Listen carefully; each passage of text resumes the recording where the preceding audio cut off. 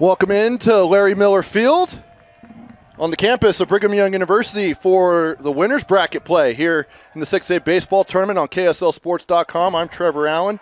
Glad to have you along here. We've got a Region 3 battle between the Corner Canyon Chargers and the Skyridge Falcons. We'll get the batting order and defensive lineups here as we go along here. But leading off for the Chargers is the right fielder, Jack Munson. And pitching is Rip Roberts for the Skyridge Falcons.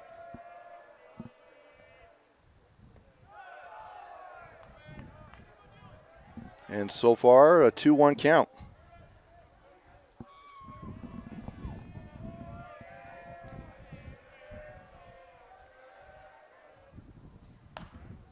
That one's grounded to short.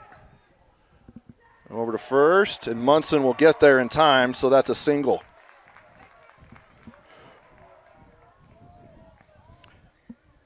And then the rest of the batting order coming up next. Batting second and playing shortstop, Lincoln Yor. Batting third and playing third base is Zach Sorensen. Batting fourth and is the designated hitter, Crew Thorne. Batting fifth and playing left field is Levi Hines. Batting sixth and playing center field is Garrett Downing. Batting seventh and is the catcher, Joby Brady. Batting eighth and is second base, Tanner McKay.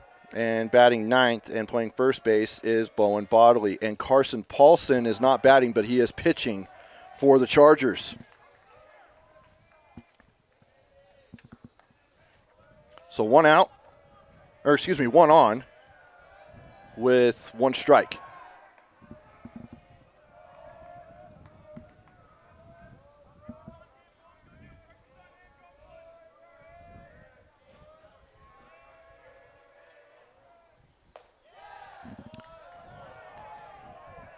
And 1-1 the count.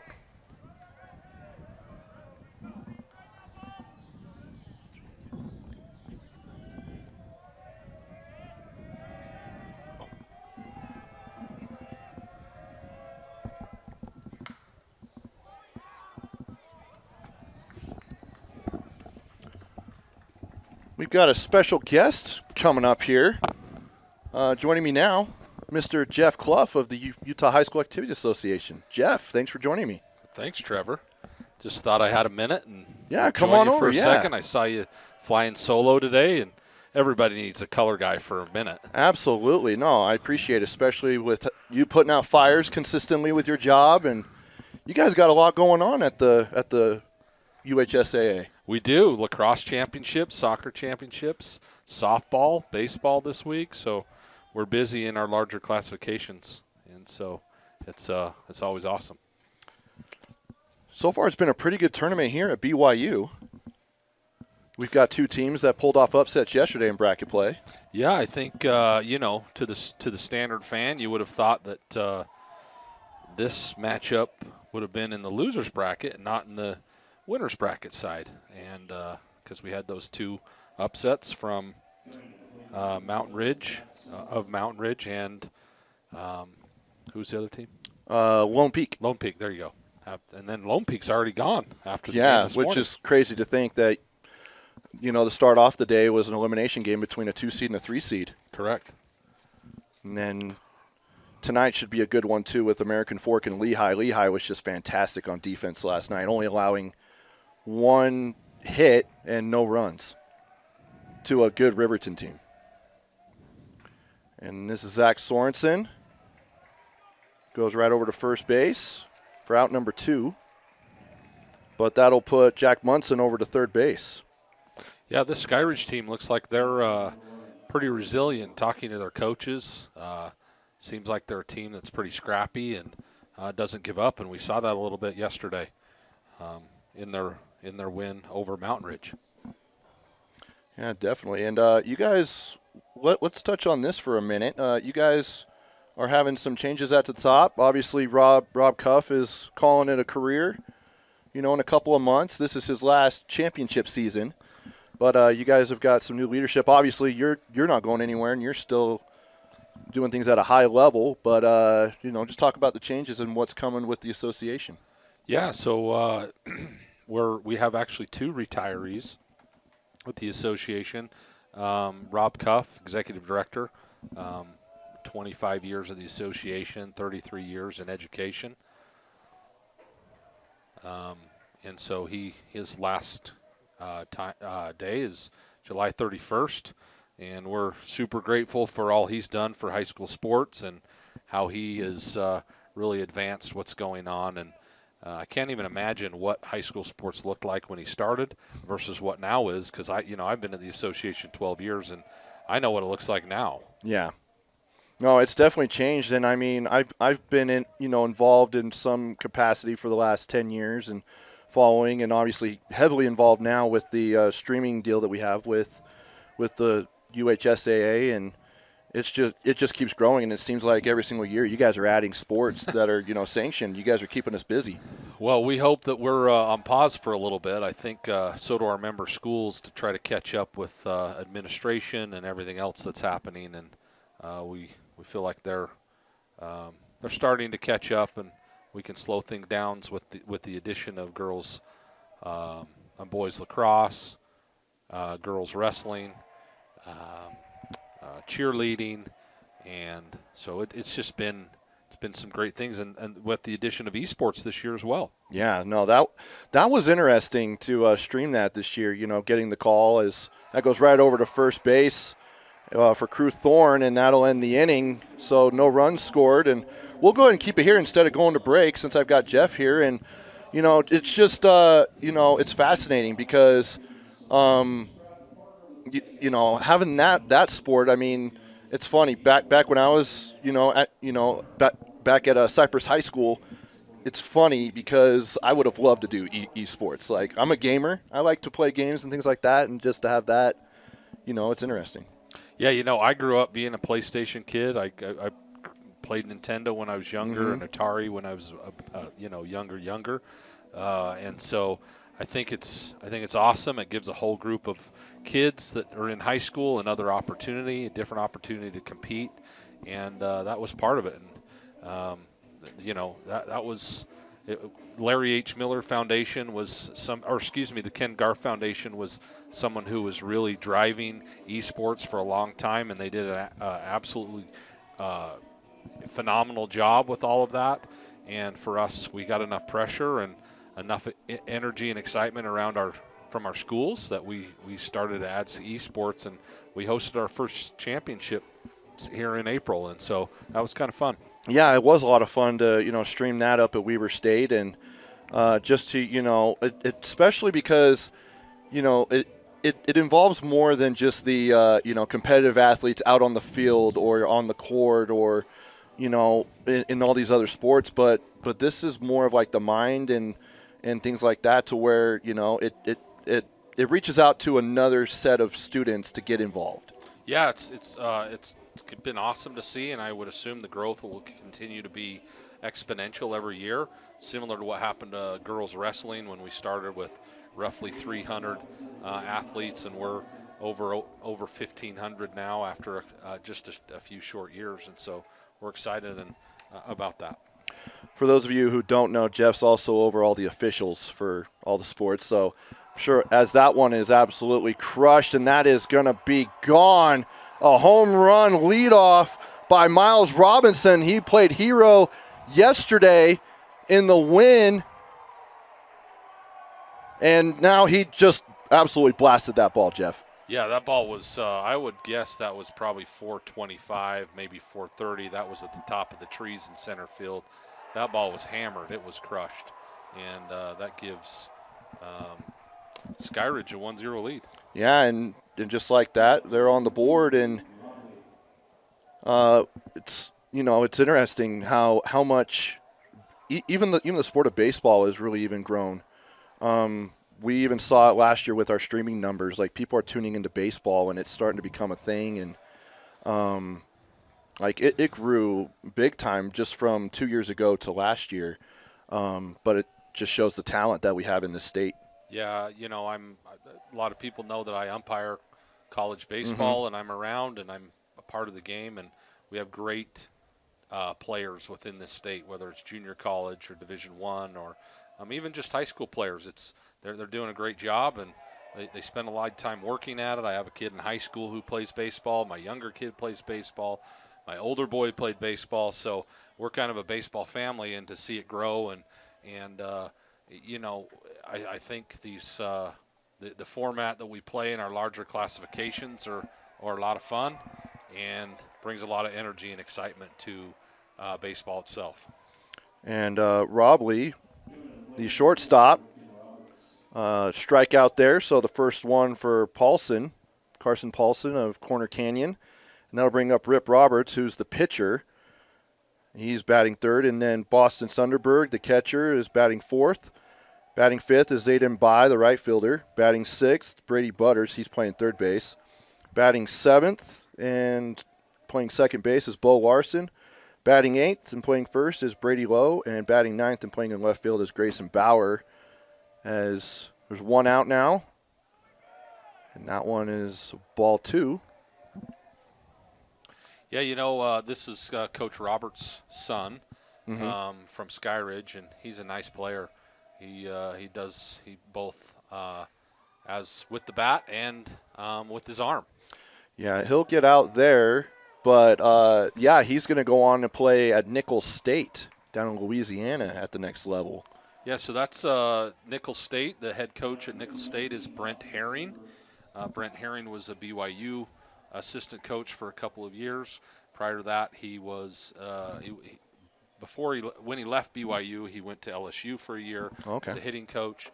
And prior to that, he was with Coach Mike Littlewood and Coach Trent Pratt at Dixie State as one of their assistant coaches. So he's a Utah product. He's a St. George kid, and he's the head coach out at Nicholls State.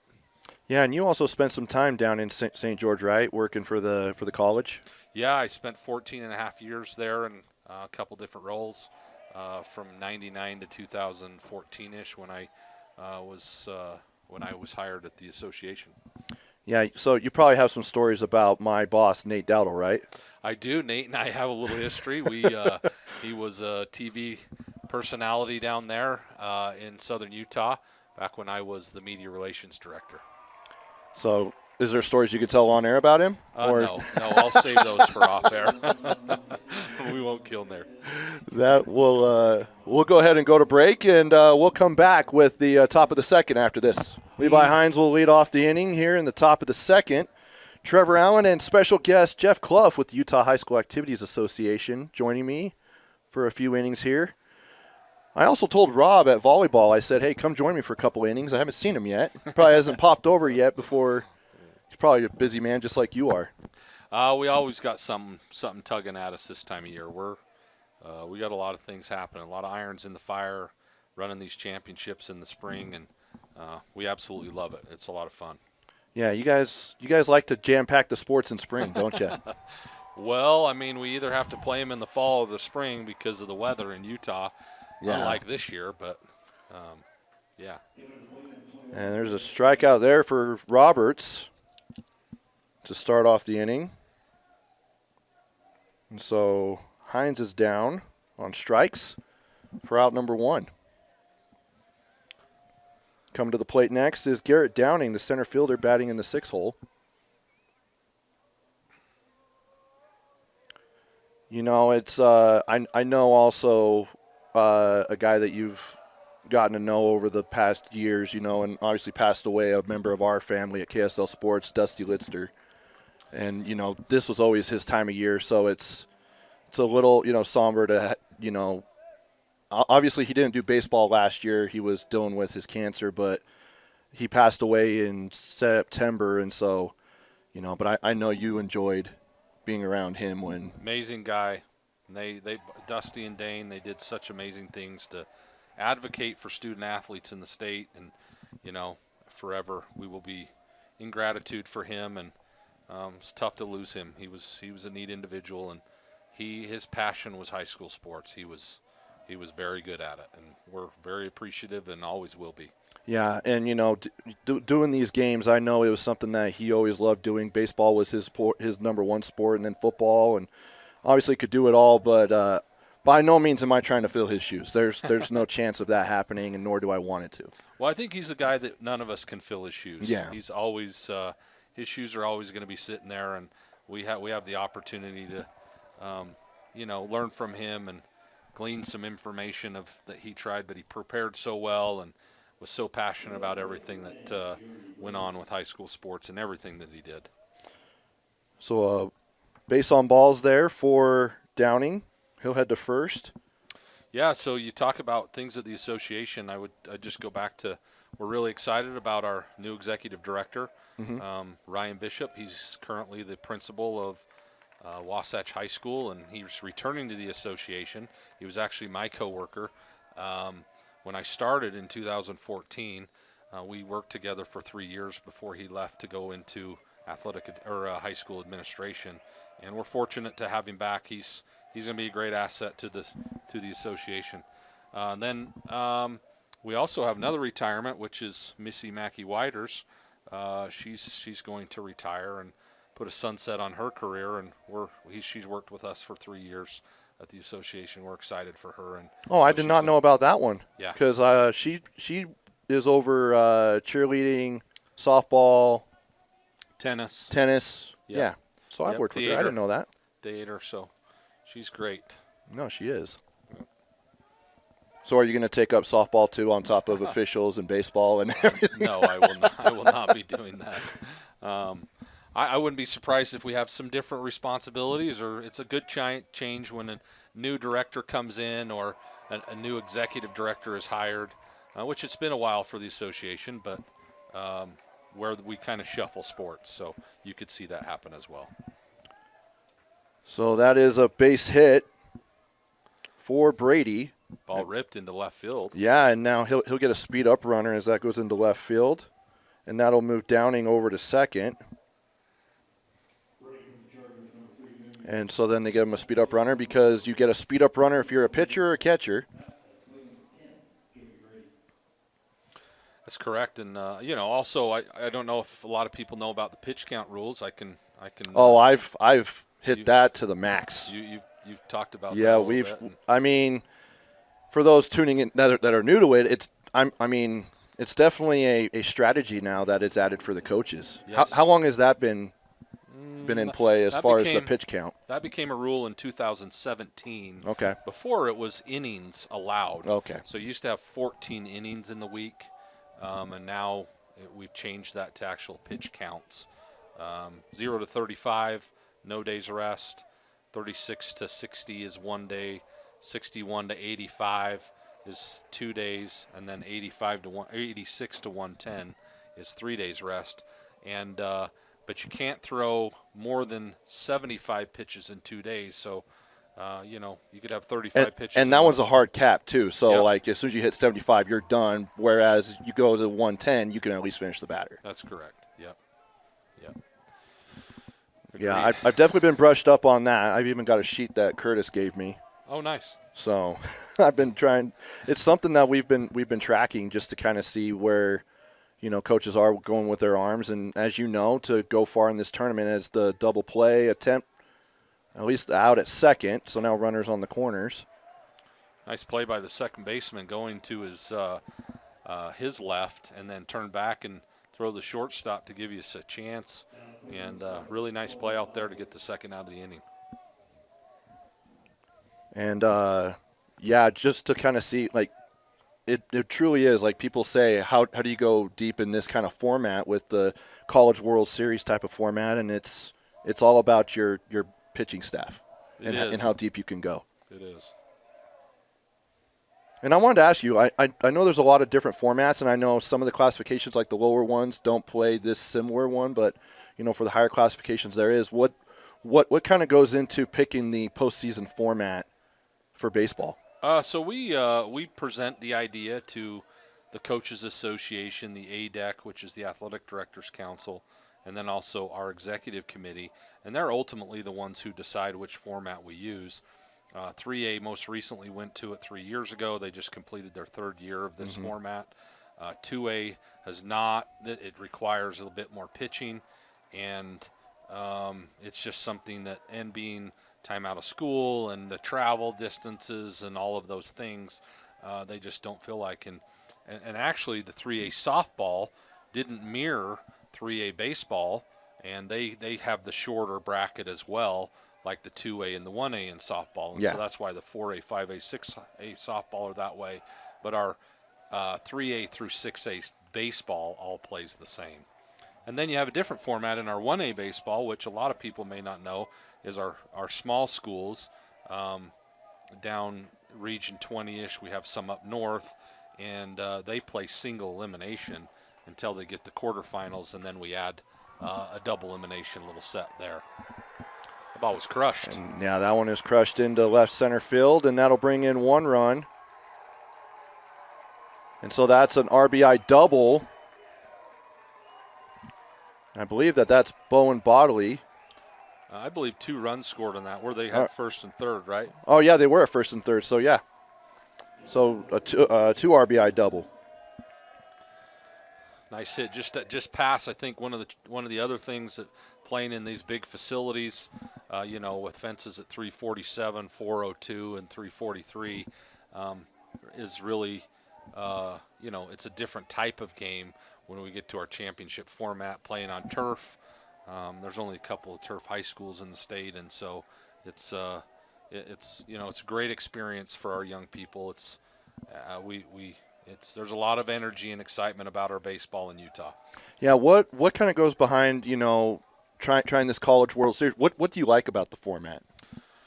Well, typically because we play the regionals or super regionals, best of 3, your best teams usually will advance. They get into a bracket, and you typically have the best team or the hottest team at the moment in the way they're playing. Like you take a few years ago when I believe Corner Canyon was a 10 seed and played in the championship against Lehigh, who was a 6 seed.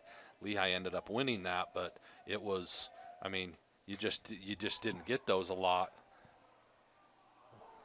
Foul ball there for Munson. And so, I think that's the advantage that we have, is it's drawing more attention to, we went to the RPI format, and that went away from our region selections, top 4 from each region, and we really expanded our playoffs. That allowed our schools to really focus on the best team winning, and this was another change that we made in baseball that allowed us to do that. And you see the best teams in the championship or hottest. I think in the history of the RPI, the highest seeded team to win a state championship is in baseball. It was last year, and that was Spanish Fork. What were they, the 22 or 23? 20th seed, yeah. 20, something like that. And so it's always exciting, give these guys a run and an opportunity to win. Yeah, and even last year, even though American Fork was the number 1 seed and won the championship, they faced 10-seeded Lehigh in the championship series. Yeah. Last year, but then you mentioned the 20 seed. So it really is who's got the hot bat, who's got the hot arm, and that one is lifted into center field and for the final out of the inning. So it is 2-1 Corner Canyon as we head to the bottom of the second here on KSLSports.com. Get a booth. Zayden Bai will lead off for the Skyridge Falcons. As that one goes into the turf, and wild pitch, but no one on, so no harm done.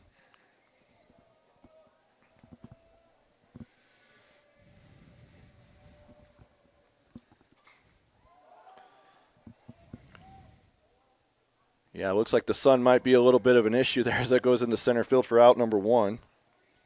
So Zayden Bai is down. And then Brady Butters will come to the plate now for Skyridge.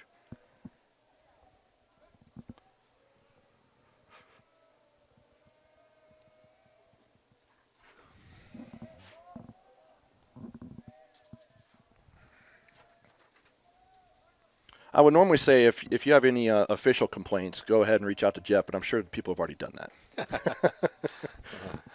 Although the officiating, at least for baseball, I feel like the crews here have done a great job. And we all know how hard it is, or at least a lot of us do, how hard it is to get qualified to officiate postseason at any sport. Yeah, I think that's one thing that the average fan may not understand is Our officials are constantly training during the season. They're required to go to meetings. They're required to watch rules clinics and videos to keep up on the latest of what's going on. And they work really hard. We're really fortunate. Our top officials are pretty good in all of our sports, and that really takes the pressure off of me. And even though the energy lifts up and the excitement of what's going on, and you have more people that are locked into what's going on, and our umpires and our officials do a really nice job. We're really fortunate to have the dedicated young men and women around, and that love the game and love being part of high school sports.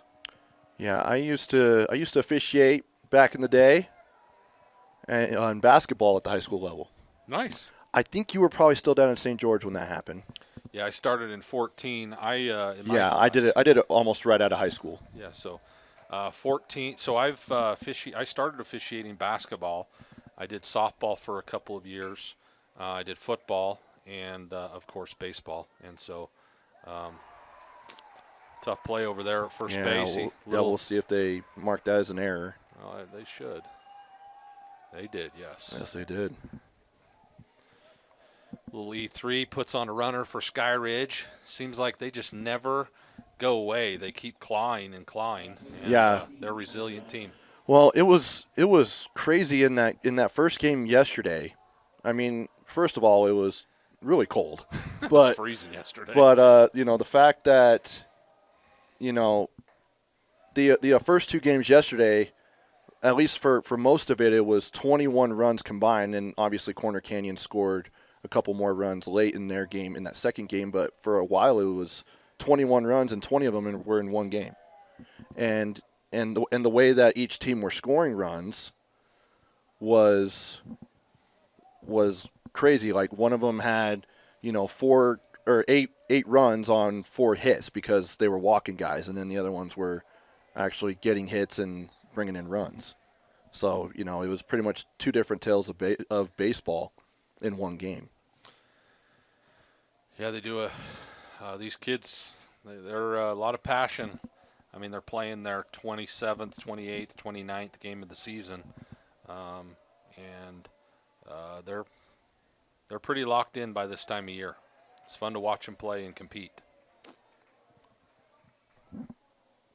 And we appreciate their parents supporting them and coming out to the venue and seeing them play. And like I said before, a lot of energy around high school sports.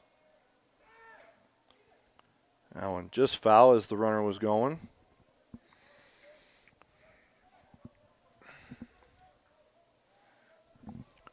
So 2-1, Corner Canyon with the lead.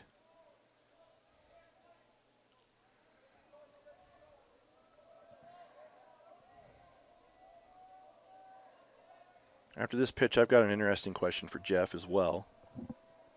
Can't wait.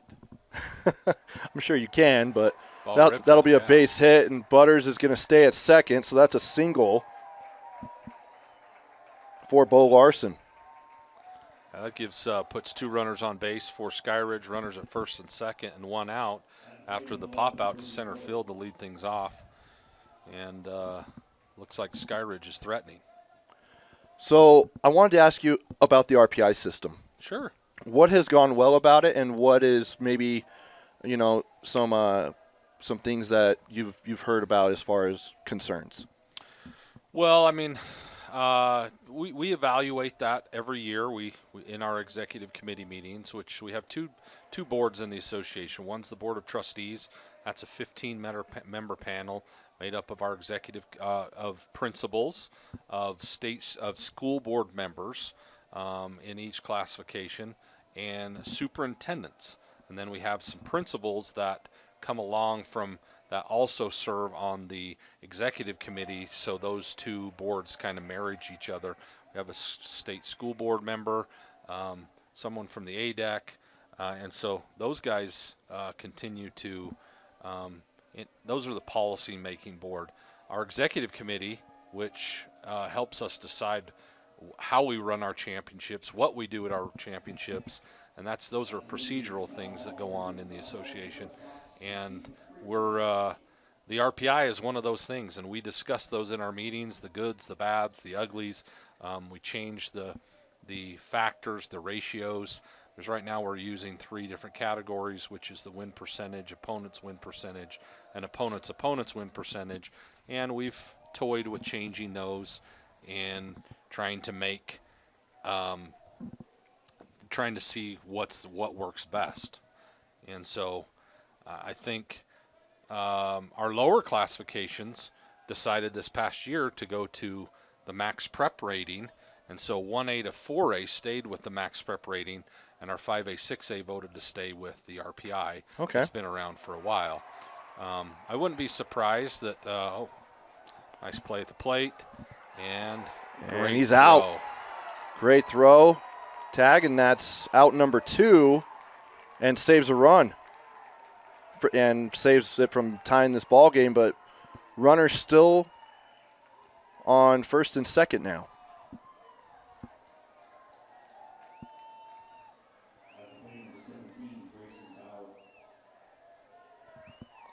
A little challenge by the third base coach, who is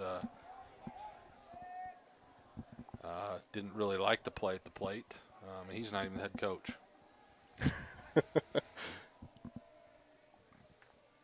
Pretty close play at the plate.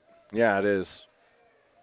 And so we don't know really. I think in June, again, we'll discuss in our June executive committee meeting, we'll discuss whether that happens or not, whether they decide to change or whether we revert back to the RPI. One of the positives is it's taken teams and putting them in a statewide rank on everything that's going on in whatever sport we're talking about in a numerical order from top to bottom. It is seeding. There is some controversy that goes around whether this team or that team should be 2 or 3 or 4, and so, but it's at least ranking them in a better order than what was happening before, when each region would send 4 schools and they would preset and line up with the other 4 schools, and so you would have those preset matchups, and you would only have 16 teams in the playoffs. And the 4 from one region would play the other, and the other would play 4, and it may not be the best region and the best teams getting in. So I think that's been one of the positives that's happened. Yeah, I mean, for me, having coached and now obviously covering it as well, it's it's got its plus and minuses with it as well. Just like with really anything, as now the bases are loaded. As Bauer getting base on balls there. Yeah, I think he, Skyridge just started to touch this guy a little bit and had some good quality at bats. And this is the Robinson guy who hit the home run to center field. Yeah, the to last start time. this game, to start the inning. I would assume that's why they had the mound visit, and even though there's 2 outs in this inning. So 2 outs, bases juiced.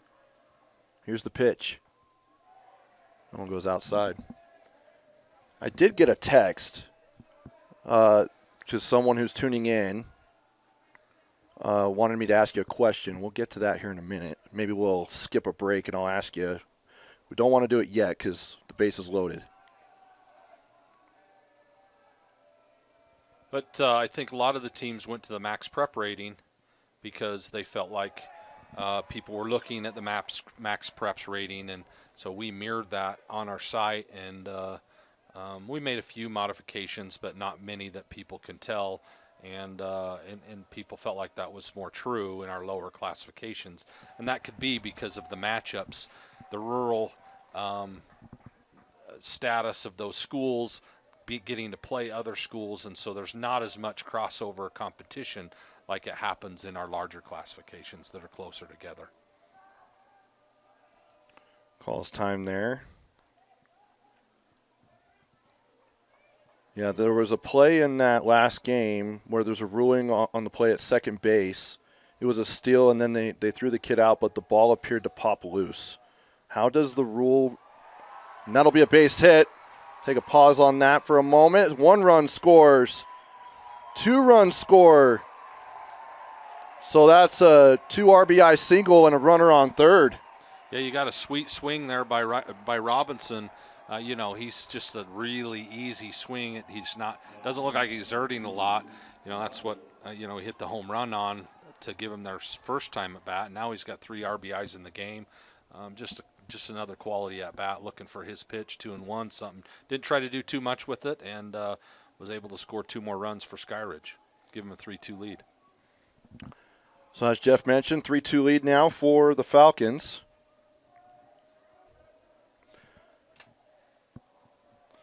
But yeah, in that last game, they were saying, how does the rule read on that one as it pertains to blocking the base versus making a play? Well, that's a tough question, and so I would like to know who asked me that question so I can send him a nasty text message. Well, he actually told me he also texted you, okay. So you'll know who it is. Okay. You just got to check your phone. Okay. But in reality, when a ball comes loose, if the umpire determines that there isn't control by the fielder at the time of the play and the conclusion of play, then the runner, if he remains safe, is safe or not out if it's a line drive or something like that. So, yeah, if it seems like an intentional act or something different, then there's a different ruling in your interpretation of that. But you throw to second, and I slide into second, and the glove's there, and the ball's hit, and it pops out. It has to be determined whether there was control and whether there was a second motion by the fielder to maintain control. This is why I don't officiate. This is why I broadcast instead. I'm sure you weren't terrible right after high school. Well, funny thing is, so a funny story. My first game officiating basketball at the high school level was a varsity game. Well, and you're probably thinking, how did that happen? Well, they screwed up my ranking. Oh, I love those. I love those. But my partner got booed more than I did, so I think I did all right. Yeah. And that'll end the inning. So we'll head to the top of the third. Skyridge with the lead. We'll come back after this here on KSLSports.com. Welcome back. We're in the bottom of the second inning. Leading off is Lincoln Ure. A bunt attempt, and he gets there. Great bunt. Great recognition by the third baseman, by the batter, noticing that the third baseman was playing back, and just laid down a sweet bunt, has some wills, and so he legged that one out for an infield single. That was awesome. And I want to correct myself. We are in the top of the third. But a leadoff bunt. A wild pitch, and now he will go to second base. Now he was thinking about third, and then decides to go home or go back to second. There's one thing about most sports: speed kills, Trevor. Absolutely. Speed kills. And you see it the way the kid moves and his takes around the bases. Little bunt, beats it out. Next pitch, wild pitch. He's standing at second base, and here we are in a 3-2 game, putting some pressure again on the pitcher. Pickoff attempt.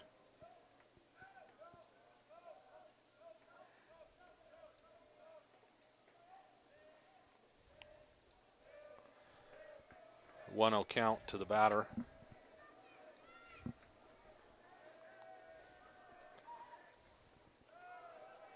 takes the ball low for ball 2. I mean, these are situations in the games where players are, runners at second. They're looking to hit something the other way, ground ball, move the guy to third base with no outs. I mean, that's what the batter should be doing. Playing small ball. And he Sorensen singles the center. Goes right into the gap, or drops it down in center field. Moves the runner to third. So a single for Sorensen.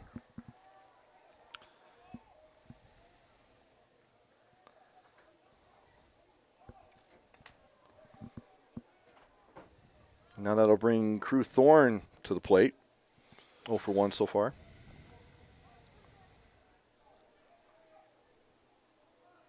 You ever gotten into broadcasting, Jeff? I have not. You should try it sometime. I'm trying it right now, Trevor. Well, you should do it more often.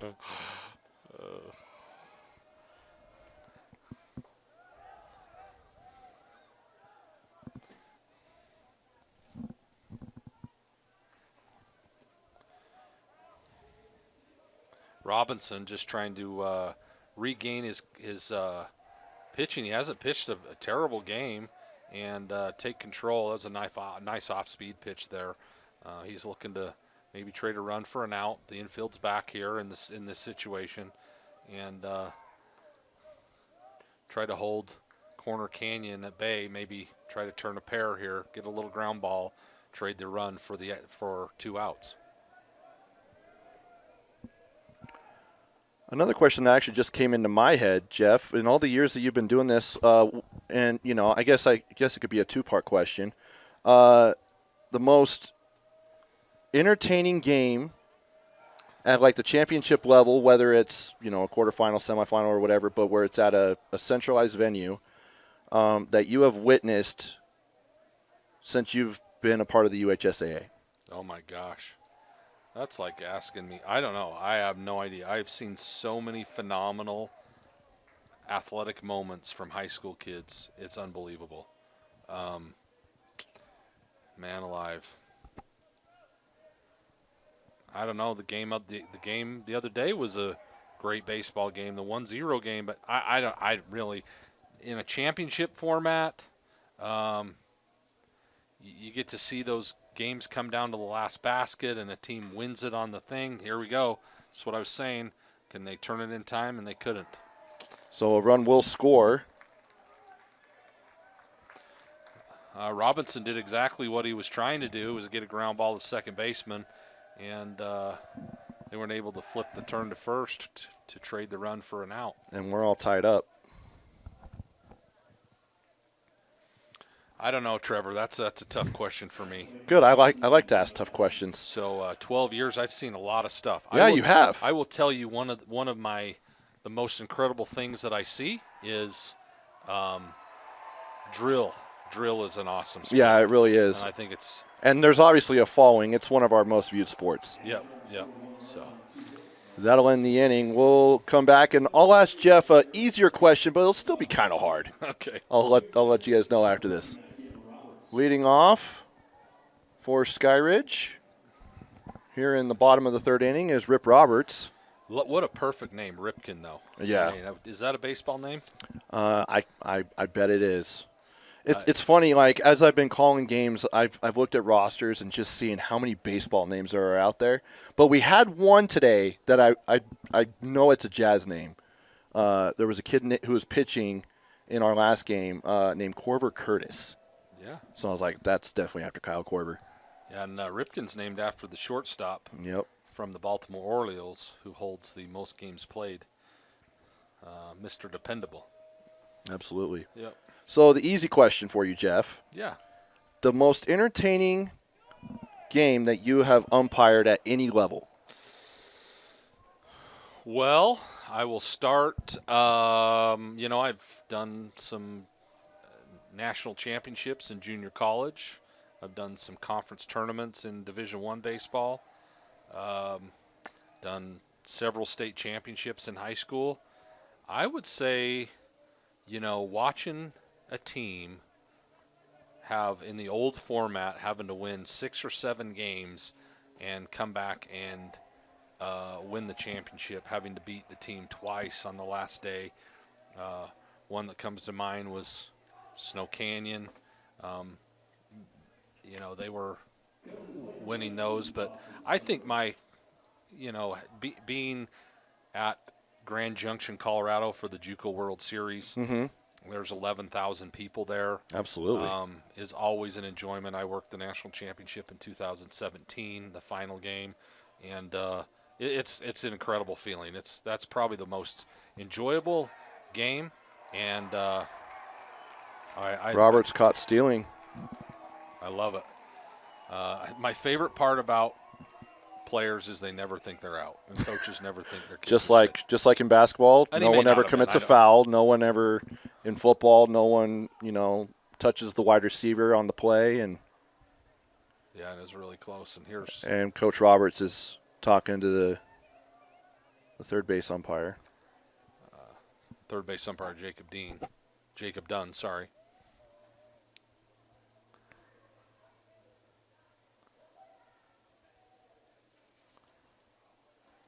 I always love to have those discussions as a coach and a player, and it's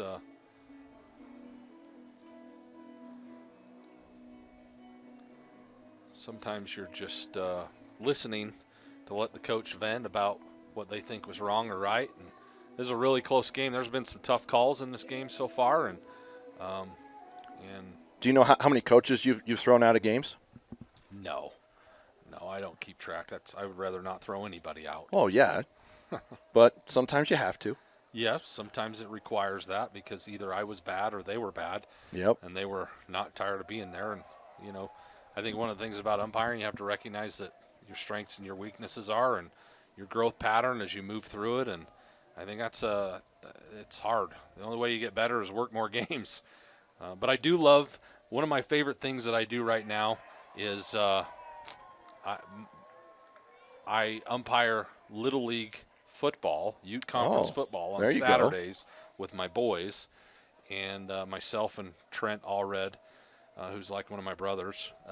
The four of us are the crew, and we have a blast on Saturdays. Oh, yeah? It's one of the best things. Or getting to umpire a Little League game with my kids. I've tried to get them into officiating, and so we do a little bit of that. That's the best part of the game. I just like being part of it. This is your opportunity if you want to, if you guys are in need of officials, to, encourage people to get into officiating, or if you feel like you've got enough officials and too many. Well, we do not. Thanks, Trevor. We're always looking for more people who are interested and want to stay active and part of the game, and it's so much fun. It takes a lot of work, but the pay's not terrible, and the schools have been really kind to us and really supported us in what we're doing, and we're constantly trying to get more officials, and we do have a promotion. Registration for the 26-27 season starts June 15th. If you register early, or if you're a brand new official and it's your first time, if you follow the right channels, you have the opportunity to get free registration, which will save you, $60 or $80. Wow. And so that's something we've been doing for now. This is our third year we just completed, so it'll be our fourth year. So where can people go for more info? You just go to uhsaa.org, click on the officials tab, and that registration window will open on June 15th. And when you do that, we're looking for them in all sports. Lacrosse is a needed place. Girls lacrosse, boys lacrosse, softball, baseball. Not to say that we don't have enough in the other sports, but because we don't. But we're staying just above the Mendoza line, if you know that baseball reference. Okay. That's the baseball reference for the Mendoza line means that you're hitting over 200. Okay. And so we're staying just above that to keep all of our sports supplied with officials and not having to take too much of a taxation on our schools. So are you starting to see any kind of trend? Are you losing officials because of how people are acting at games? What's kind of the trend right now? Are you getting more that are coming in? Or are you getting more leaving? Or is it kind of like a mixture? How's that work? Yeah. So yes, many of you may have seen the Deseret News article that we did on sportsmanship. Carson Hilton interviewed me and followed some of our softball officials for a few months, and we talked about sportsmanship and listened, and that's probably the number one cause for people leaving officiating, especially in their first 3 years, has to do with sportsmanship, and that's always a reminder that sportsmanship's paramount. Remember, I know we place a lot of an emphasis on winning and losing, Yep. Especially in our playoffs, but during the regular season, it's the only place our kids, our umpires and officials are getting the opportunity to become better, especially in our sub-varsity sports. And so Carson did a great article that, really gave the sentiment of where we are as an association and what he was able to witness and talk about. So Brady will send that to right field for the out, though. Great catch there. by number 15. Zayden Bai. Yeah, Zayden Bye. Great play out there, Zayden. Those are tough plays when you're coming in to decide, do I catch it diving forward? Do I catch it sliding? Is it going to stay above my waist? Those are really hard plays. That was a nice play by the right fielder.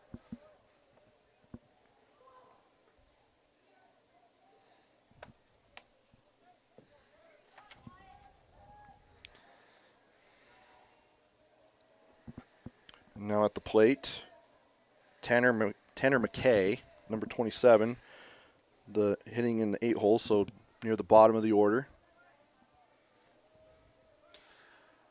I think one of the things that we feel really great about is the way that our schools and our coaches treat our umpires. They're really great to them, and they look like they're having arguments, but they are very tolerable for what's going on. But hey, Trevor, thanks for having me on. This is awesome. Yeah, no, hey, thank you again. I know you're really busy. You didn't have to do this, but it's a lot of fun. Yeah. You're always welcome in the booth anytime. Thanks, buddy. All right, there you go. That is Jeff Clough with the UHSAA. Appreciate him, and we'll go ahead and take a break and be back with more here from Miller Field at BYU. Brady Butters will lead off here in the bottom of the 4th inning. Big thank you to Jeff Clough for joining me here for a couple of innings. Hope you guys enjoyed that while getting some baseball. Just to kind of get a little behind the scenes of how things work at the UHSAA. And again, couldn't be more grateful for the partnership that we have at KSL Sports to be the streaming home of the UHSAA. They're great people to work with, and they truly do a lot of great things for our student athletes and our schools here in the state of Utah. And Butters, strike 2. So 1-2 the count. As I'm flying solo, I apologize for not keeping up on the pitch count. I'll do what I can. I don't have Taylor here for this game or later on tonight, but I'll have him again tomorrow. 2-2 now. Not happy with that call, but he'll step back into the box. He reached on an error his last at bat. Sends that one into left field, but the catch is made for the first out.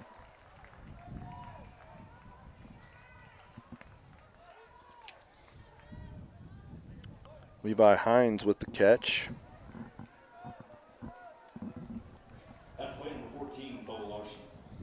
Now Bull Larson will come to the plate.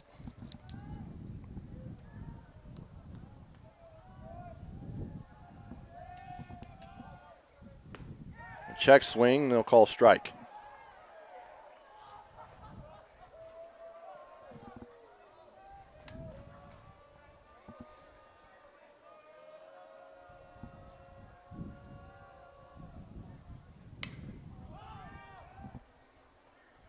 That one in right field for out number 2.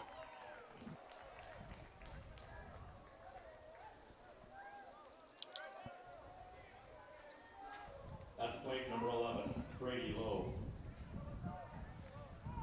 Brady Lowe reached on fielder's choice back in the 2nd inning.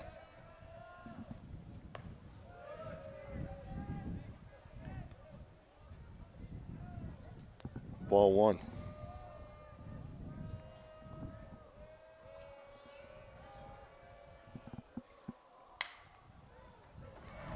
And Sorensen couldn't get the catch in. A somersault happens out in left field, but it'll be a single for Brady Lowe. So a 2-out single for the first baseman. Grayson Bauer, the left fielder, he reached base on balls in his last at bat.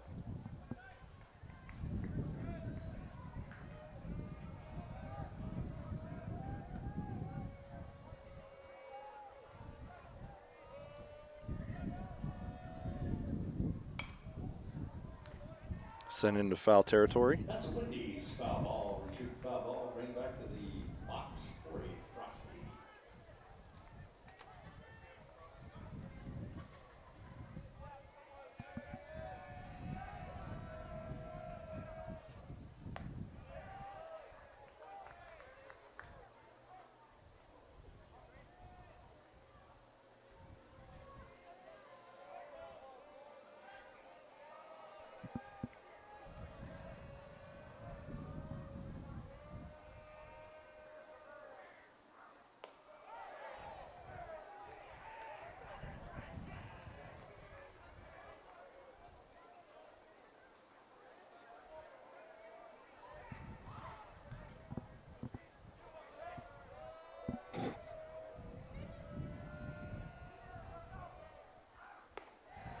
One's inside.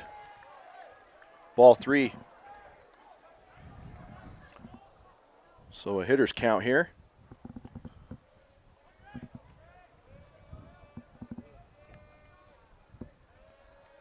Paulson with the pitch. Swing and a miss, and we go full.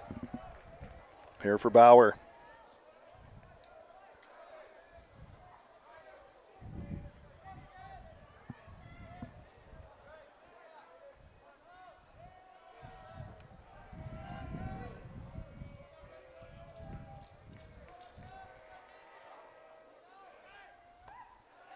And he'll walk him. Coming to the plate, number 3, Miles Robinson. So that'll move Lowe over to second. And Bauer on first with 2 outs. And Miles Robinson, he's got a single with 2 RBIs, plus he's got a solo shot home run.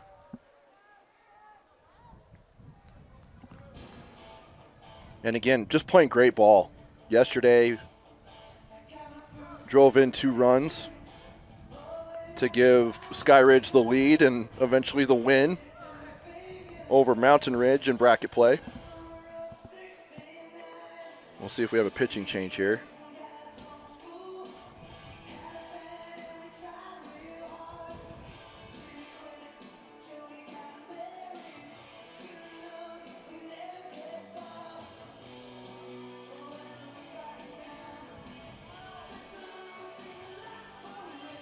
Want to remind you, our coverage brought to you by Tab Bank, home of the Tab Spend Rewards checking account with 2.75% annual percentage yield on your account balance and 1% cash back on eligible purchases. Tab responsibly. Visit tabbank.com to learn more. Member FDIC.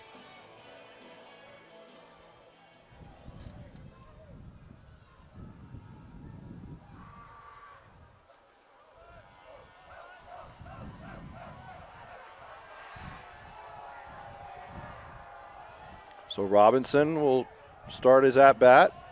His 3rd time at the plate. 2 for 2.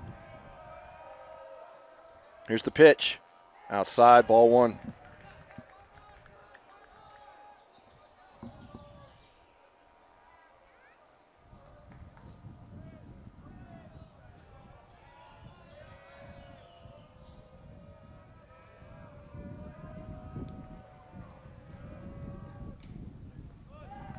That one goes down into the turf. Ball 2.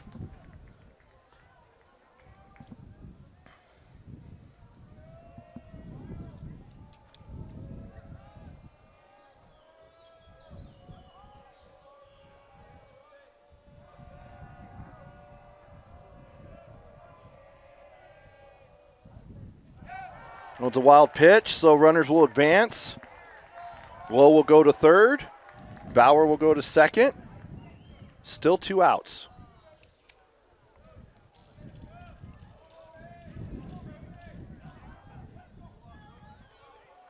And now they're going to intentionally walk him.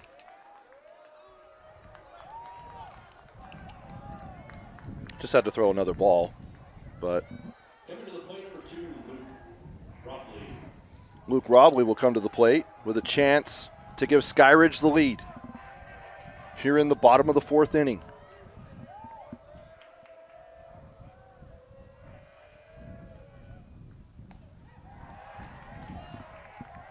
Ball 1.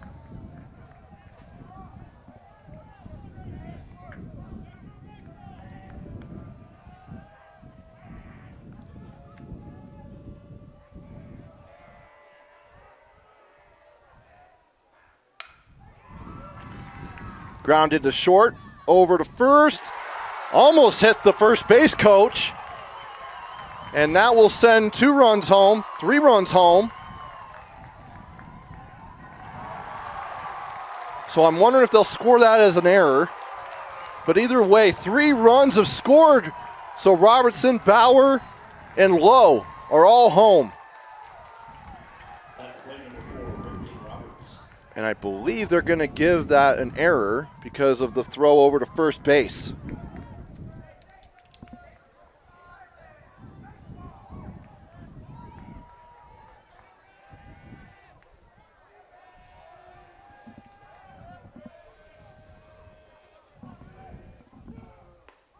Check swing. So it's now 6-0 in favor of the Falcons.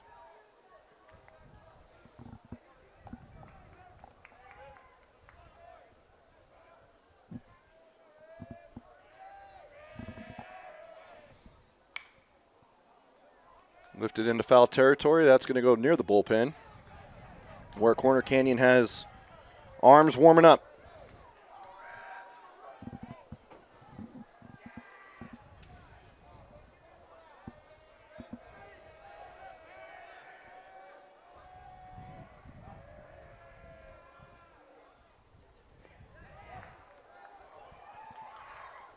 I'll go home, and he's safe.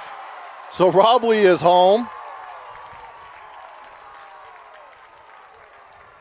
And it's starting to get a little bit out of hand for the Chargers.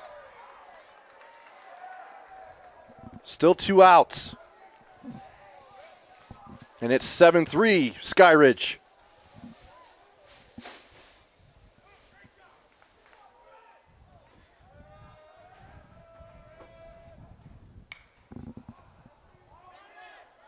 That one's in foul territory.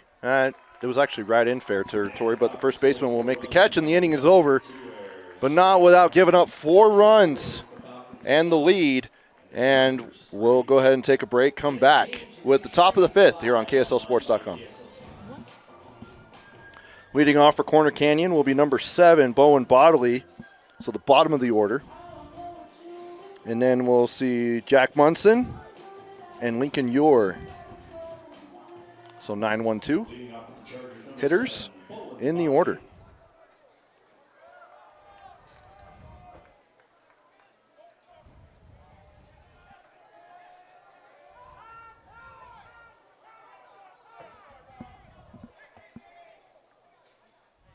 And it looks like we've got some John back and forth between coaches.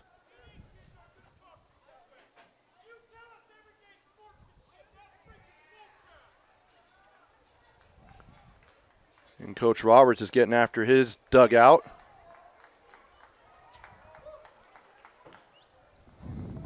Got a little intense there for a moment. The third base coach for Corner Canyon exchanging words. Not sure with who in the dugout. I don't know if it's players or coaches on the Skyridge side. And so now the umpires will get together.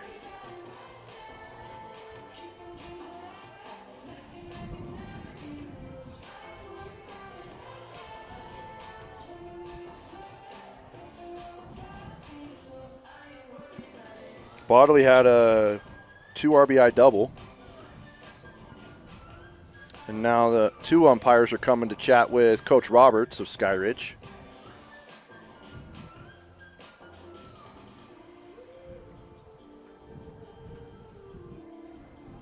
I was honestly looking down for a moment at my book.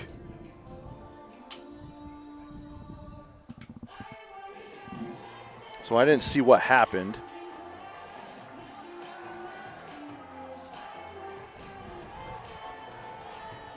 And I'm guessing someone has either been thrown out or has to stay in the dugout.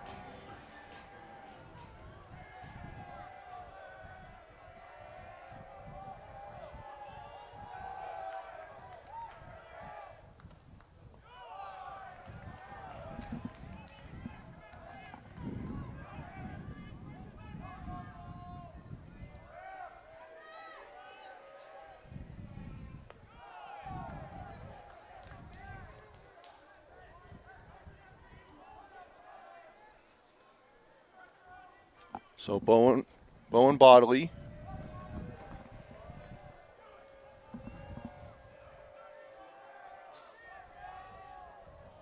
with the 2-0 count. Now strike 1.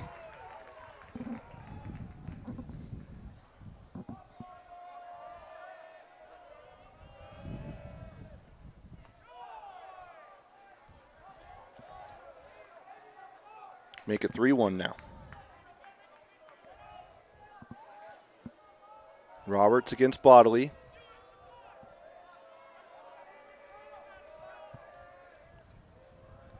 And he calls time.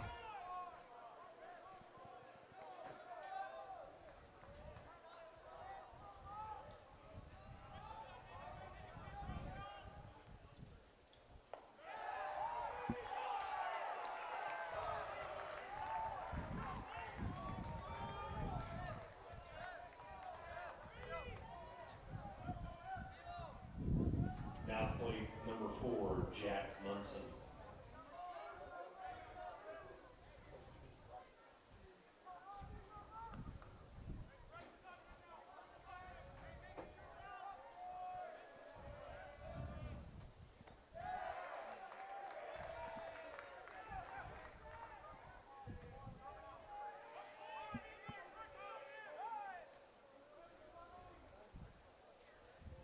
So he's aboard on the walk.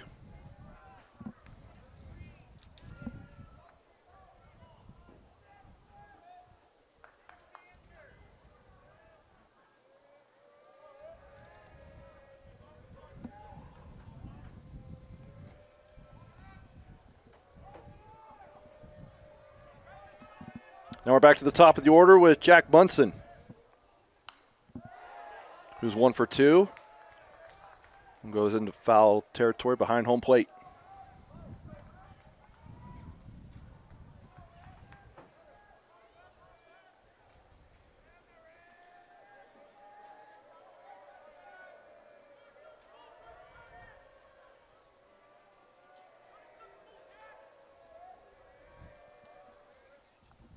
These two teams being region foes definitely makes it more intense. Corner Canyon won the season series 2-1 over Skyridge. 13-3 win in game 1, 6-4 win in game 2. Skyridge picked up a win 3-2 in game 3 of that series. And that was back in April 14th, 15th, and 17th.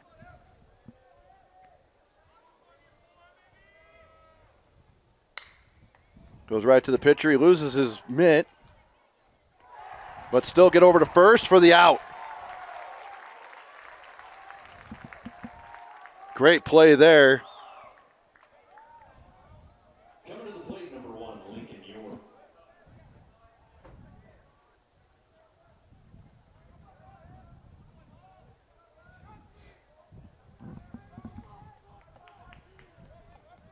Lincoln Yor will come to the plate. 1 for 2. A single and a strikeout.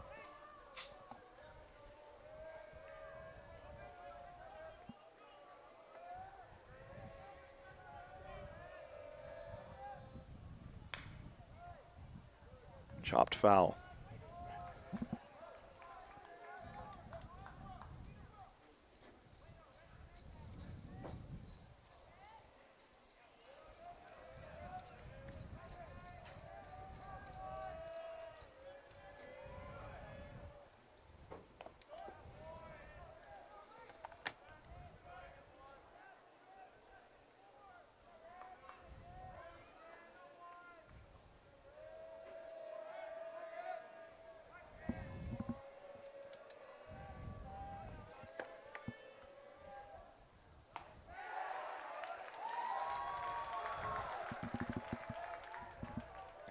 One, two, the count.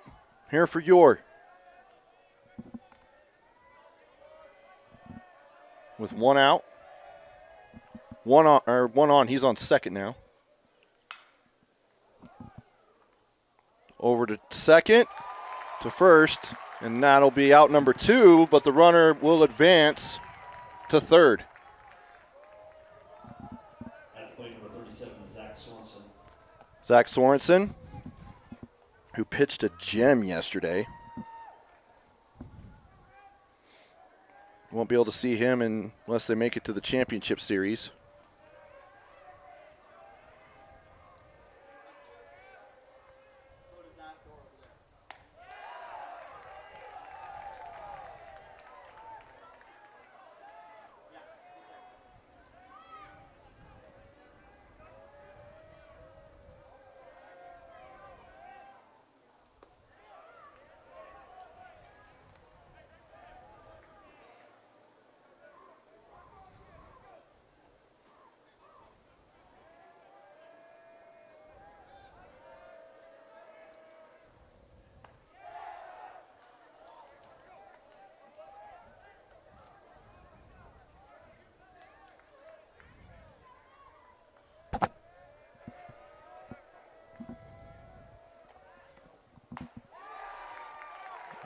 strike.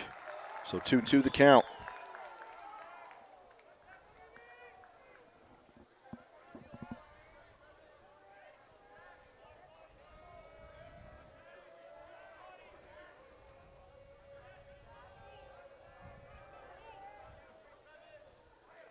And a swing and a miss, strike 3. He'll head over to first. And that will complete the out and the strikeout and end the inning. And the Chargers score. No runs on no hits, no errors, just stranded left. We'll now go to the bottom of the 5th with Skyridge coming to the plate next here on KSLSports.com. Boston Sunberg will lead off the inning for the Lone Peak Knights here in the bottom of the 5th. And we do have a pitching change. Paulson's day is done. And I believe he said number 2.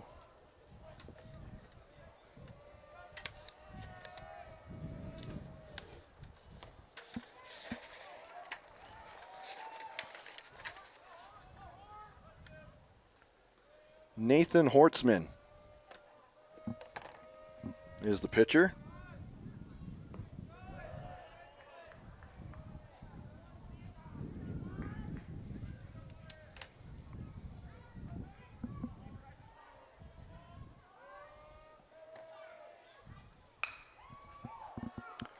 Grounder to short, over to first, out number 1.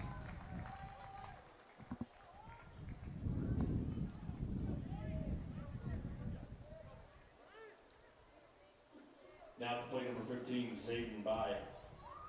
Zayden Bai will come to the plate next.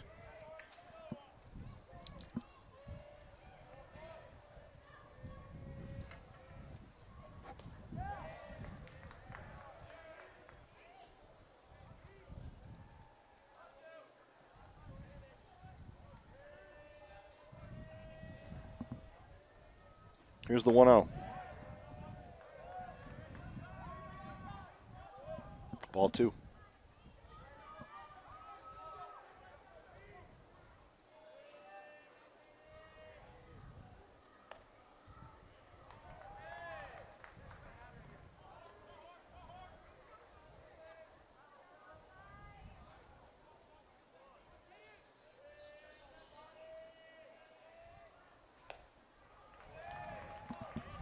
And a strike on that one.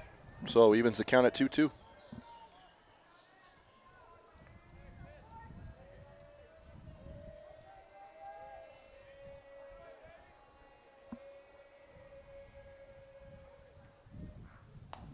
Swing and a miss. Strike 3. And Hortzman will come in and get a K. Number 20, Brady Butters. So 2 outs now. Brady Butters will come to the plate.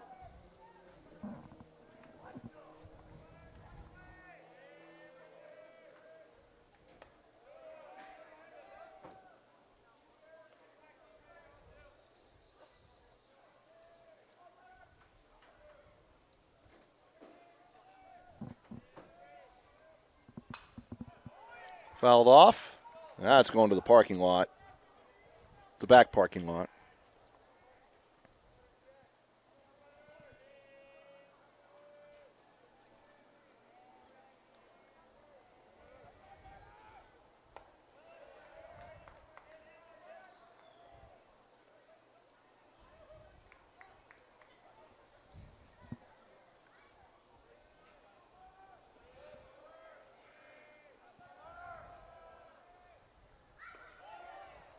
Nearly got hit on that one.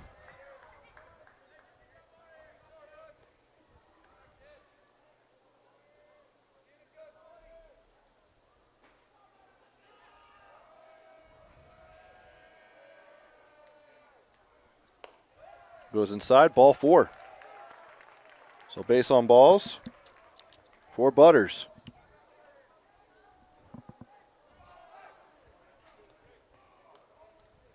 At the plate, number 14. 2 outs, 1 on. Bo Larson will come to the plate. 1 for 2. And a speed up runner for Butters. Running for the Or a Falcons, pinch hitter. 23, James Peck. James Peck will come on to pinch run.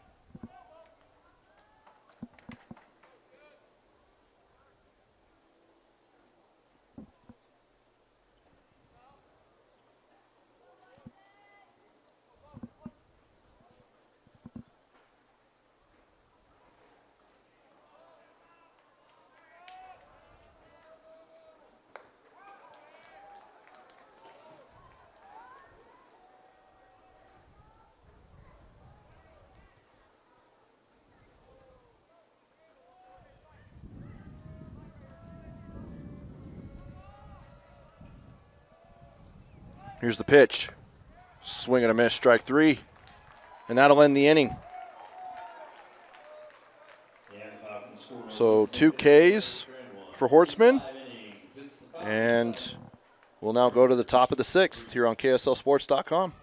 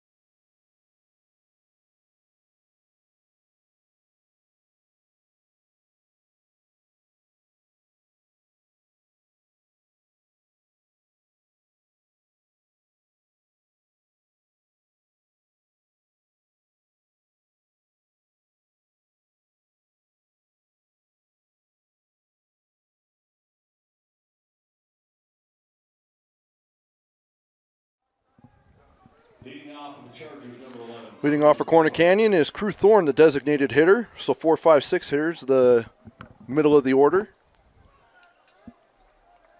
Roberts is sitting at 79 pitches. I think he said 71. He's in the 70s.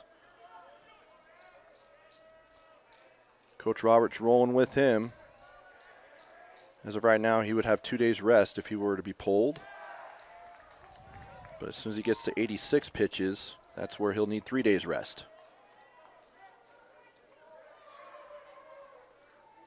1-1 the count.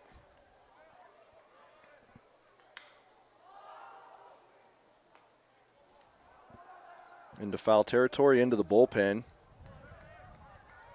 Skyridge's bullpen.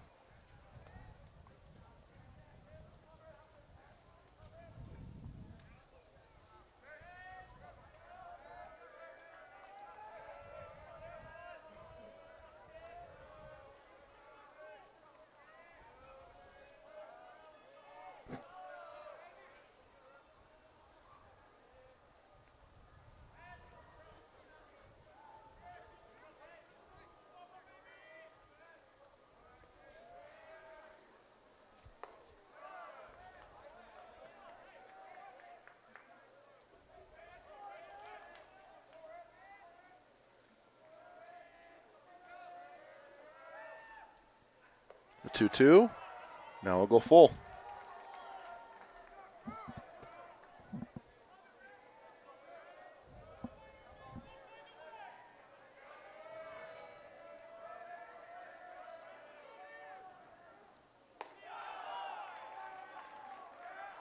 And a walk.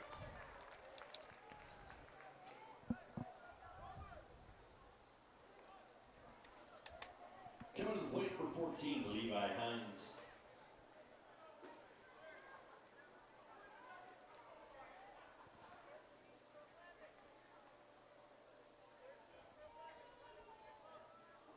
Running for the Chargers, number 13, Pollard.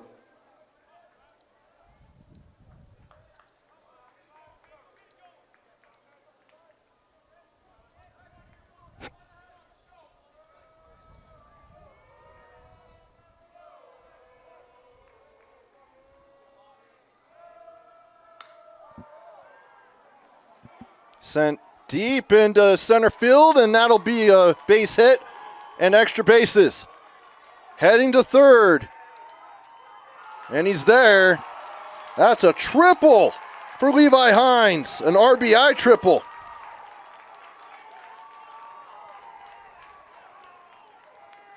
And Thorne scored.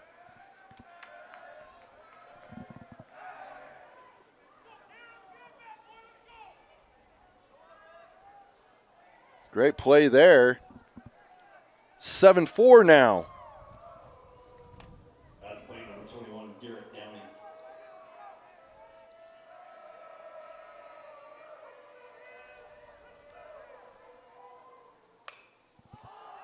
Lifted high into shallow left center, and no one grabs it, so it'll drop for a base hit. So an RBI single for Garrett Downing.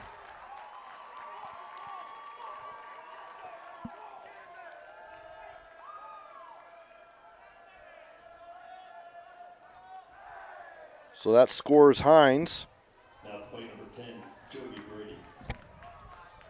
Joby Brady is up next.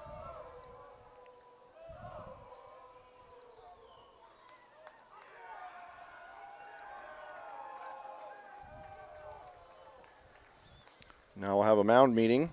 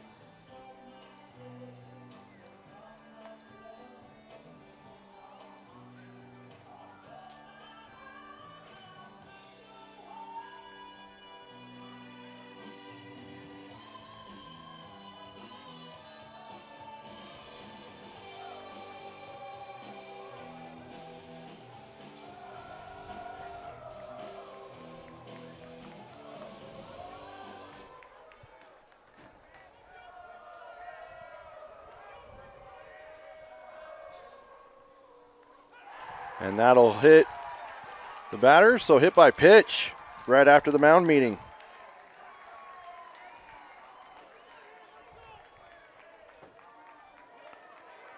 So now that'll send Downing to second, and Brady will go to first base on the hit by pitch.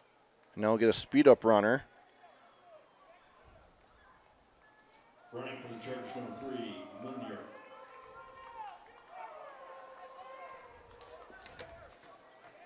And Truman Munier will be the speed runner. And a bunt for the first for out number 1. But each runner will advance.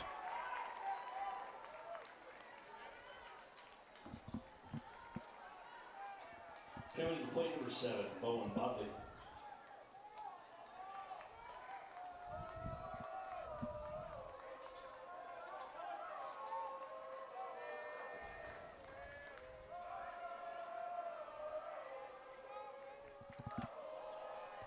Here's the pitch.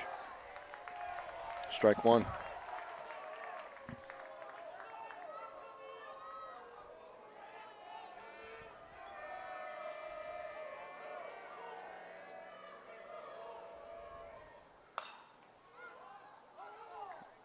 A foul ball.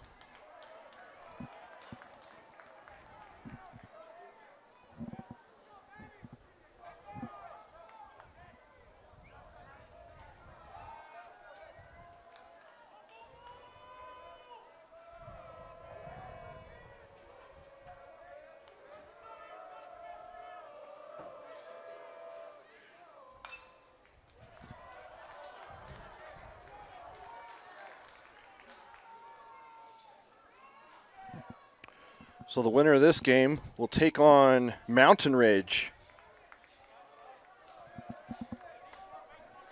That game will take place. The loser of this game will take on Mountain Ridge at 11 a.m. The winner will play at 4:30 for the winner of that game tomorrow morning. No one's upstairs for a ball. 1-2 the count. Runners on second and third, 1 out.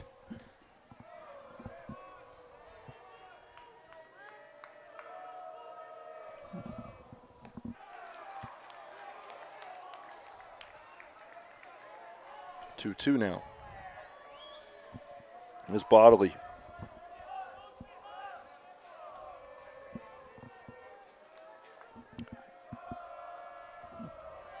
I believe it's 7-5. Fouled off. It's hard to see because there's a glare on the scoreboard across from me. Looks like it.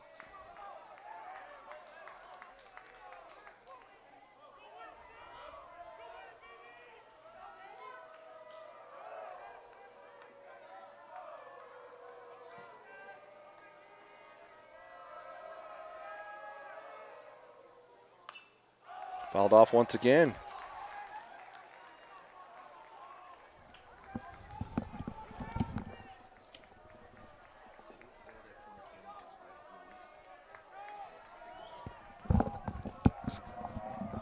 So 7-5 is the score in favor of Skyridge, although Corner Canyon threatening right now.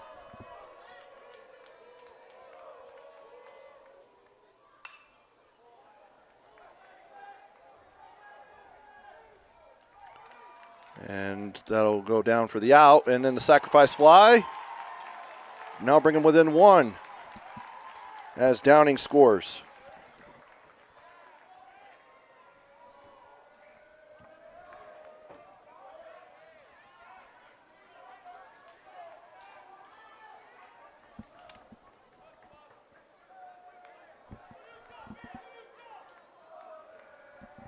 So now a runner at second. And a one-run lead for the Falcons. And we go back to the top of the order.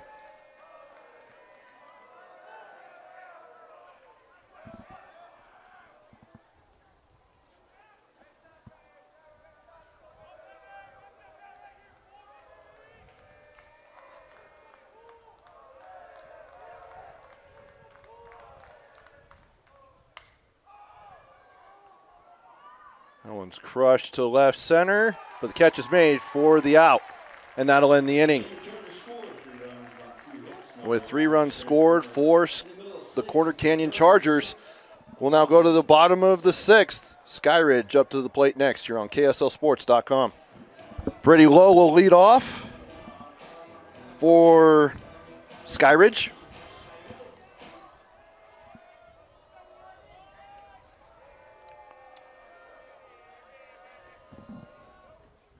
Here in the bottom of the 6th. Skyridge holding on to a 1-run lead over Corner Canyon.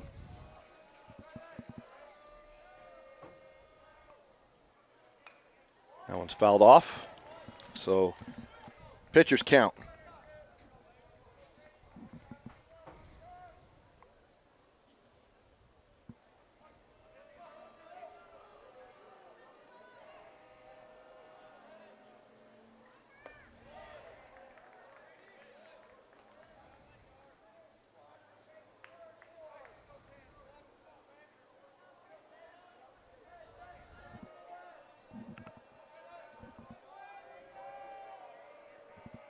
Here's the 1-2 from Hortzman. And a swing and a miss, strike 3. That's 3 strikeouts since he came in relief. Grayson Bauer come to the plate. Reached base on ball twice in both of his at-bats.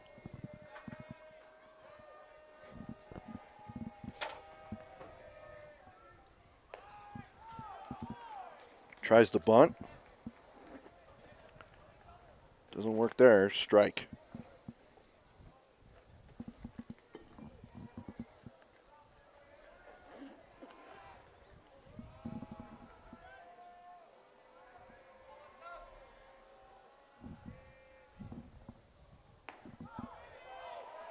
Strike 2.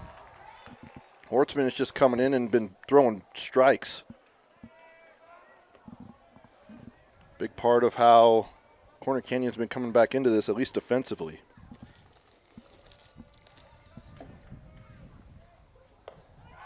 Yeah, swing and a miss. Strike 3. Back-to-back Ks for Hortzman.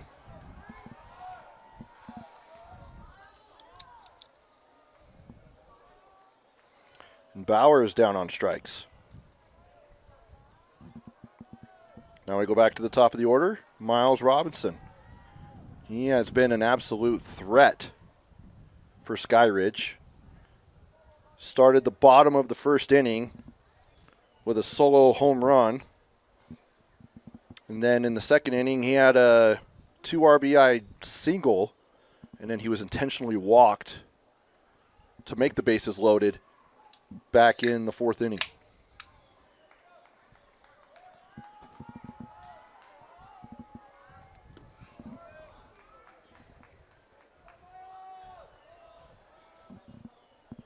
So 2 outs, no one on.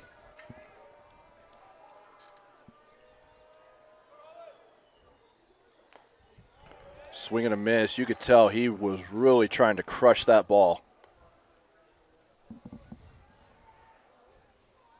He wants another home run.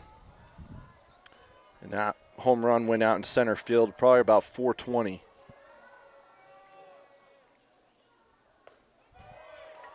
Strike 2.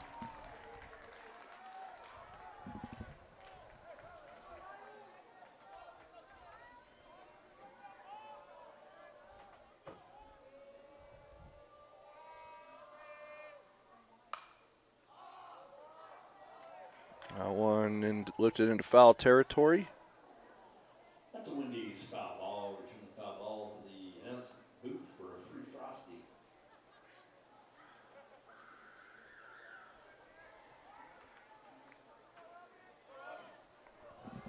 Still 0-2.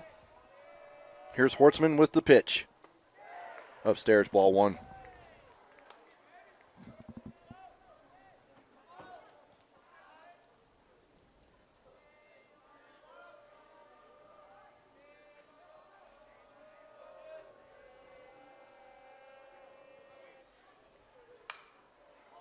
Foul once again.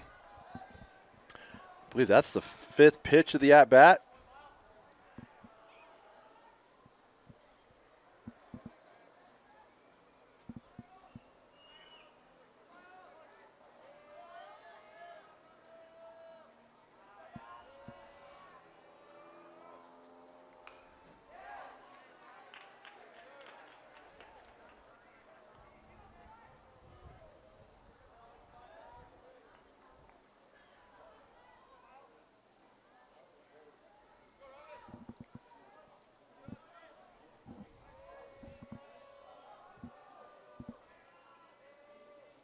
Here's the 1-2.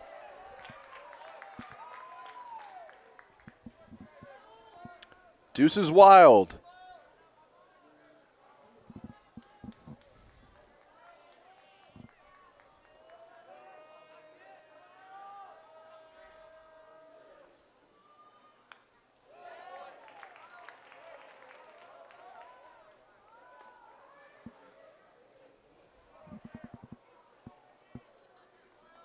And he'll stay alive at the at-bat.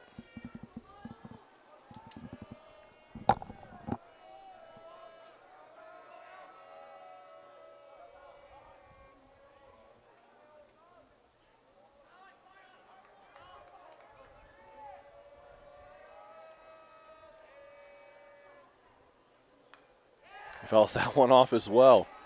This has been a long at-bat.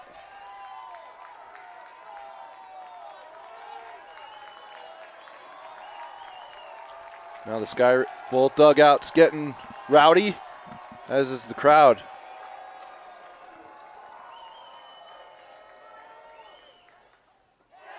Now goes into the dirt, well, into the turf for ball 3.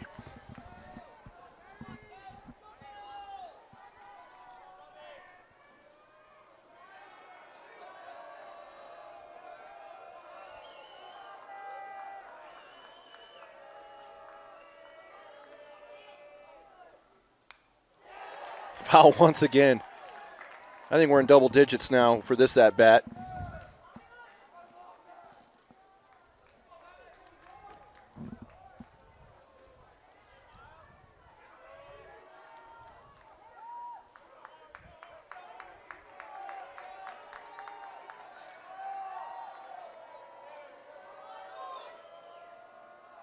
The payoff. Sends that one into right field. That'll be a base hit, and he's heading over to second. And Miles Robinson will stop for a double. That was a long at bat, but it paid off. Coming to the plate, number 2, Luke Robley. Luke Robley will try to send him home. Here in the bottom of the 6th.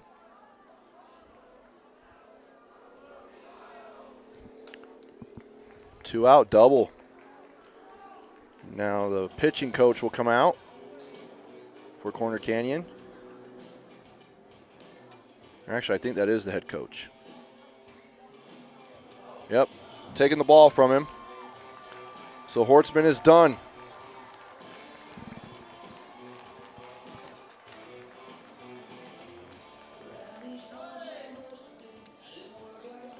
And we'll get the pitching change and let you know who it is coming up after this here on KSLSports.com. Peyton Wayment will be the pitcher for the Chargers. Get you some numbers on Peyton. He's a freshman.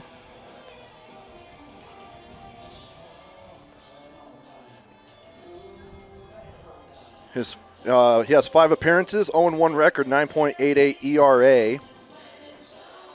5 2/3 innings pitched, 8 hits, 10 runs, 8 earned, 4 walks, 1 strikeout, 1 triple allowed, and 29 batters faced for Wayment. Put him in a big spot here. The freshman pitching in a winner's bracket game here in the 6A baseball tournament. He's got 2 outs. And Luke Robley at the plate.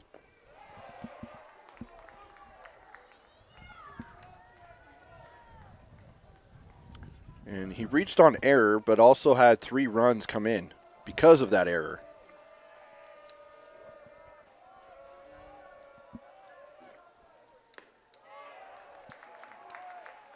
And ball 2.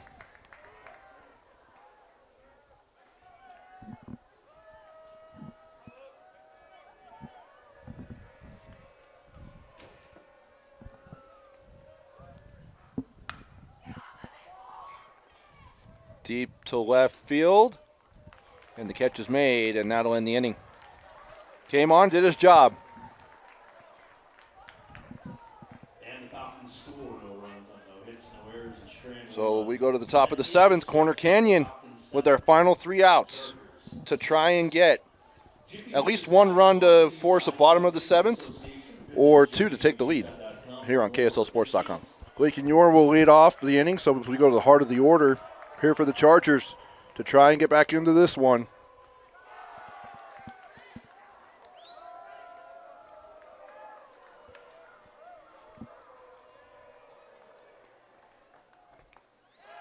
A swing and a miss. Roberts now at 100 pitches.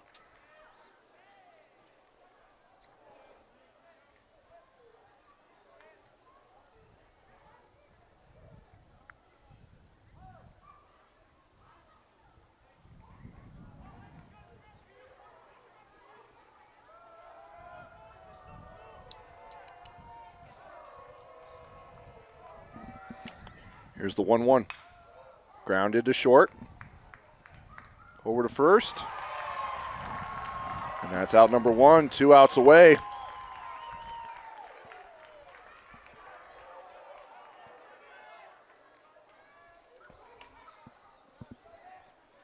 Now the plate, number 37, Zach Sorensen.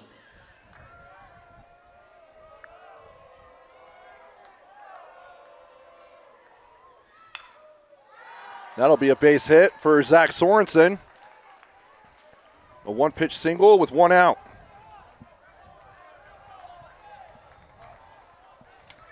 So the tying run At the plate, number 11, Crew Thorne. is at first base.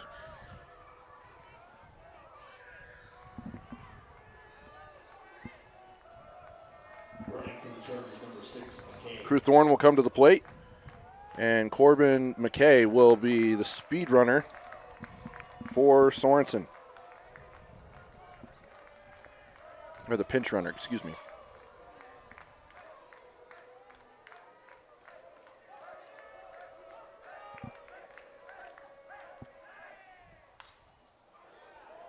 Fouled off.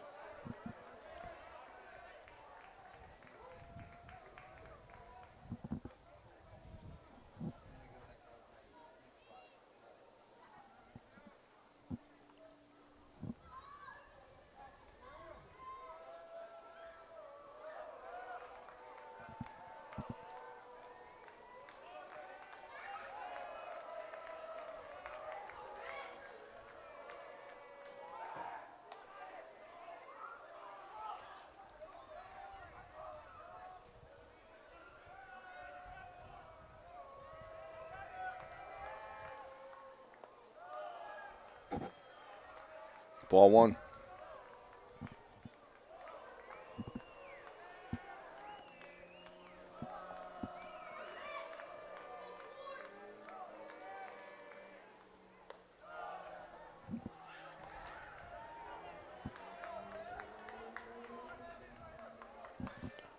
Ball two. 2-1 the count. Here for Thorne. 1 on, 1 out. Here in the top of the 7th. Sent high. Center field. And 1 out away now are the Falcons.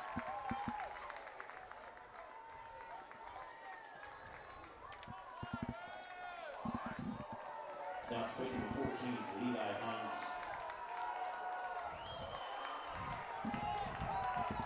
Levi Hines.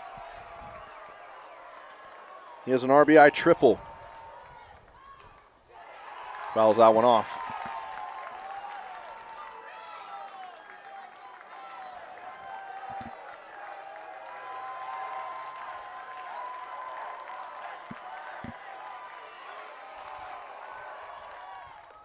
Upstairs, ball one.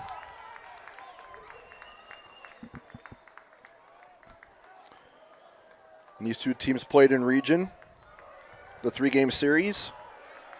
Corner Canyon won the series 2-1. But they both got here to the winner's bracket with wins over Lone Peak and Mountain Ridge yesterday. Corner Canyon knocked off Lone Peak. Skyridge knocked off Mountain Ridge. The 1-1. Upstairs, 2-1.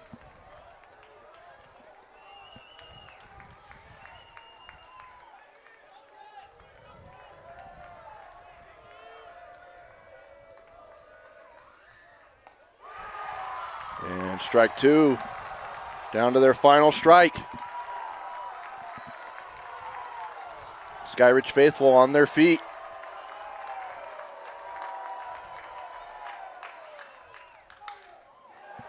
And that'll be a base hit. Hines, he'll get a single. So now runners on the corners with 2 outs.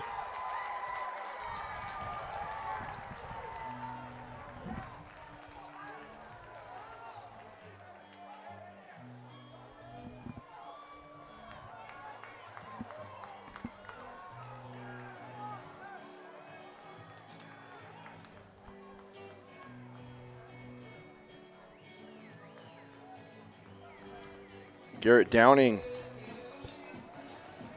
will come to the plate, but we'll see. I don't think Roberts was at the pitch count. Ladies and gentlemen, after the game, both these teams will play again tomorrow. Tomorrow there are 2 or 3 high school graduations that will be held at the Marriott Center. So as you come to the stadium tomorrow, please be patient with parking. It will be at maybe a little more difficult. So you may want to come early to secure your parking as you come to the games and enjoy some baseball tomorrow. Just a heads up, again, graduations will be happening at the Marriott Center all day tomorrow, so parking will be tough to get. So make sure you come, be patient, so when you come to the ballpark, you're ready to cheer. Thank you.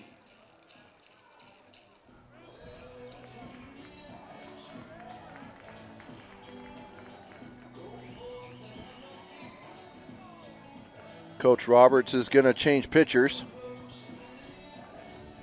So we'll go ahead and step aside, let you know who that is next. Luke Robley's going to pitch. He'll move over from shortstop. Pretty much him and Rip Roberts will just switch positions.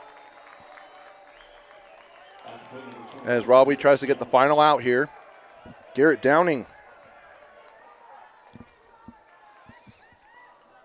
will try and tie this one up. Potentially take the lead.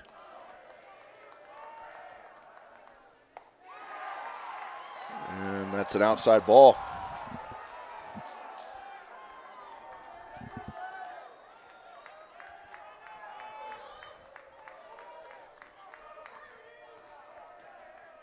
Here's the pitch. Ball 2.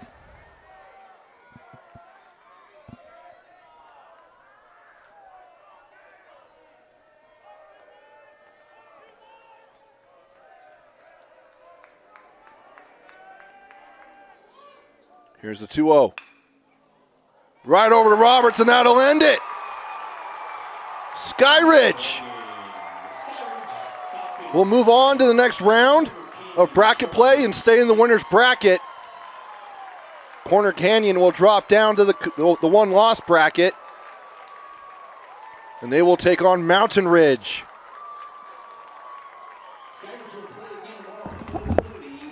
And they will play the winner of that, and Skyridge will play the winner of that game tomorrow at 4:30. Our Tab Bank player of the game has to go to Miles Robinson. He went 3 for 3, also was intentionally walked, but he had a solo home run, a single, a double, and 2 RBI. So congratulations, our Tab Bank player of the game, Miles Robinson of Skyridge. We'll go ahead and take a break, stop the stream, and we'll be back in about a half an hour for the start of our final game of the day, which will be the Lehigh Pioneers taking on the American Fork Cavemen. All right here on KSLSports.com.